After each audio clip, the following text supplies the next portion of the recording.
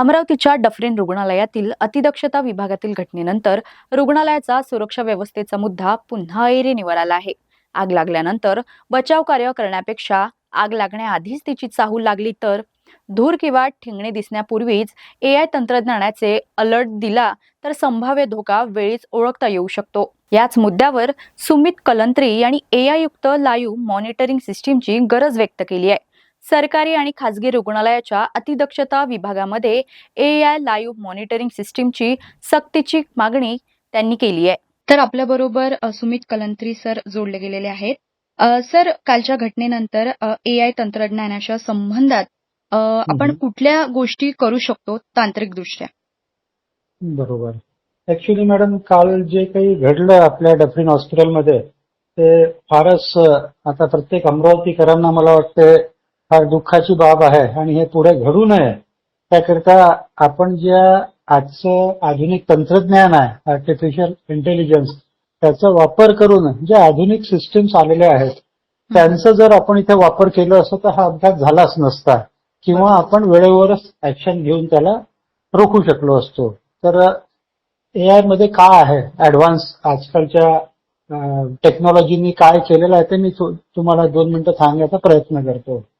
MDL सुरक्षा security system अशा नावाने मागील 11 वर्षापासून एक कंपनी सुंदर काम करते जिथे एआय तंत्रज्ञान वापरून फार ऍडव्हान्स सिक्युरिटी सिस्टीम त्यांनी डेव्हलप केलेली आहे. अत्यंत ऍडव्हान्स आहे. एक प्रकारचे कॅमेरे, परंतु कॅमेरे अत्यंत ऍडव्हान्स आहेत ज्याच्यात एआय तंत्रज्ञानाचा उपयोग केलेला आहे आणि सोबत live monitoring, proactive live monitoring ज्याला म्हणू आपण, म्हणजे ज्या साईटवर कॅमेरा लावण्यात येतो त्या साईटला कंपनीचा एक्झिक्युटिव्ह सतत ऑब्झर्व्ह करत राहतो स्क्रीनवर.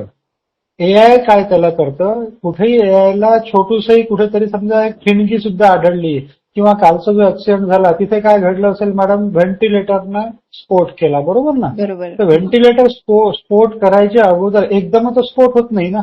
व्हेंटिलेटर जेव्हा ओव्हरहीट झालं, त्याला कट ऑफ मिळालं नाही, त्यानंतर तेच होतं. ते ओव्हरहीट होणं म्हणजे काय, कुठेतरी एक हलकासा धूर तरी तिथे अगोदर 5 मिनिटं अगोदर आला असेल, 5-7 मिनिटं अगोदर, त्यावेळेला एआय तंत्रज्ञान वापरून ही सिस्टीम जर तिथे लावलेली असती तर या एआयने लगेच त्याला डिटेक्ट केलं असतं.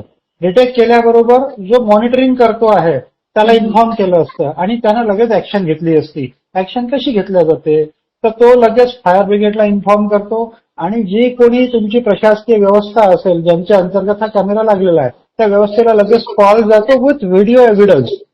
म्हणजे व्हिडिओ त्याचा लगेच गेला असता की हे बघा इथे धूर निघतो आहे आणि तुम्ही याच्यावर लगेच ऍक्शन घेतली पाहिजे, मी फायर ब्रिगेडला इन्फॉर्म केलेलं आहे, पुढे मी काय करू शकतो सांगा. पण आणि झालं काय असतं मॅडम त्याच्यामुळे, आणि दुसरं काय, त्याच्यात साऊंडर सुद्धा आहे. ह्या एआयच्या माध्यमातून तो आवाज करून तिथे बोलला असता, जे कोणी तिथे स्टाफ असेल त्यांना सतर्क केलं असेल की हे बघा इथे असं होत आहे, तुम्ही लगेच हे जे छोटी छोटी मुलं आहेत ना त्यांना लगेच इथून हलवा, इथे काहीतरी वाईट घडतं, इथे काहीतरी अघटित घडायची शक्यता आहे.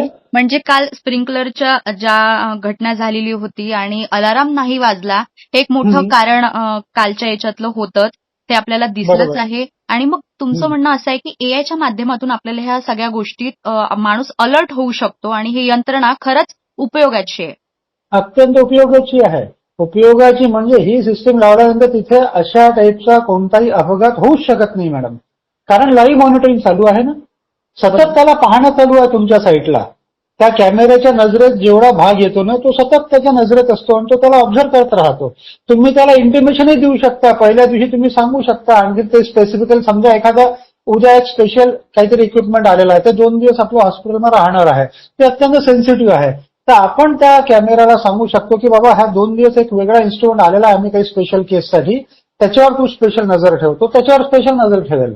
रात्रीच्या वेळेला विशेष करून हे अपघात घडतात मॅडम, जसं हे 3-3:30ला घडलं अर्ध्या रात्री, तर अर्ध्या रात्रीचे हे अपघात सहजपणे या तंत्रज्ञानाच्या माध्यमातून सहज टाळू शकता येतात. 100% हे टळलं असतं, परंतु सरकार आपली अत्यंत लाखो रुपये खर्च करते जिथे आवश्यक नाही तिथेही, पण जिथे आवश्यक आहे जे तंत्रज्ञान वापरायला पाहिजे त्याला म्हणजे त्याला म्हणून आपण उदासीन आहे ते सगळं करण्यात. आपण जुने आपले सीसीटीव्ही कॅमेरा लावले, ते काय करतात मॅडम, कॅमेरा काय करेल, झाल्यानंतर ते कसं झालं होतं, कुठून झालं होतं, कुठून हे फक्त दाखवेल. त्याला रोखणार का नाही ना? बरोबर. आजच्या घटकेला रोखणारी यंत्रणा पाहिजे. प्रोएक्टिव्ह ज्याला म्हणता येईल, ह्या सगळ्या यंत्रणा रिएक्टिव्ह आहेत, झाल्यानंतर रिॲक्ट करणाऱ्या. परंतु प्रोएक्टिव्ह जर असलं तर हे घडलंच नसतं, त्याला रोखण्यात आलं असतं.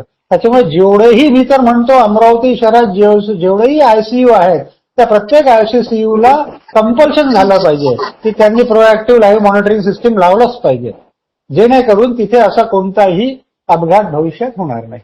धन्यवाद सर, मंडल न्यूजशी जोडल्याबद्दल.